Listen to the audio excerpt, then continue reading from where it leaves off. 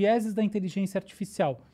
Quais são os vieses? Como é que a gente categoriza os vieses da inteligência artificial? Que é um dos temas mais importantes hoje em dia, né, no nosso debate social, porque inteligência artificial e inteligência natural são, como você falou, caminhos convergentes, ou coisas que você falou de outra maneira, mas é isso. Então, estão juntos, entroncando. Então, como é que a gente vê esses vieses?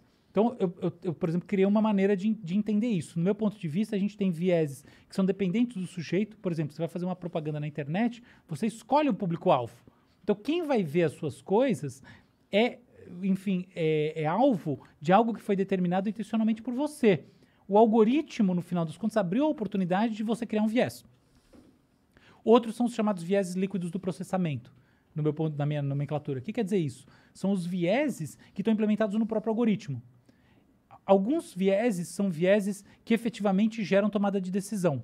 Outros vieses, eles só geram recomendação. Então, por exemplo, existe um algoritmo chamado Compass americano, usado nas cortes americanas, que ajuda os juízes a pensar progressão de regime, tá? Então, por exemplo, a pessoa que vai efetivamente poder sair do cárcere e também, na verdade, progressão de pena e também a magnitude das próprias penas, ok?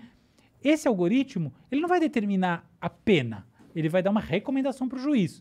E ele usa o quê? Ele usa uma série de dados sociométricos, psicométricos, tá? Sobre decisões passadas. Decisões Isso passadas. é foda. Mas... Então, se um algoritmo desses, por exemplo, ele gera maior tendência à prisão de um grupo específico, como acontece, ele tem um viés que está líquido no processamento. Você não consegue tirar ele do processamento.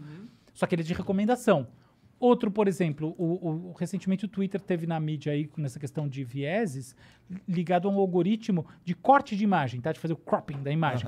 Que ele não favorece os rostos de qualquer pessoa que não seja branca. Eu vi. Então, esse é um algoritmo que você não tem escolha em relação a ele. Ele vai definir aquilo que vai acontecer e ponto final. Então, ele é diretamente decisório. Então, no meu ponto de vista, o que acontece?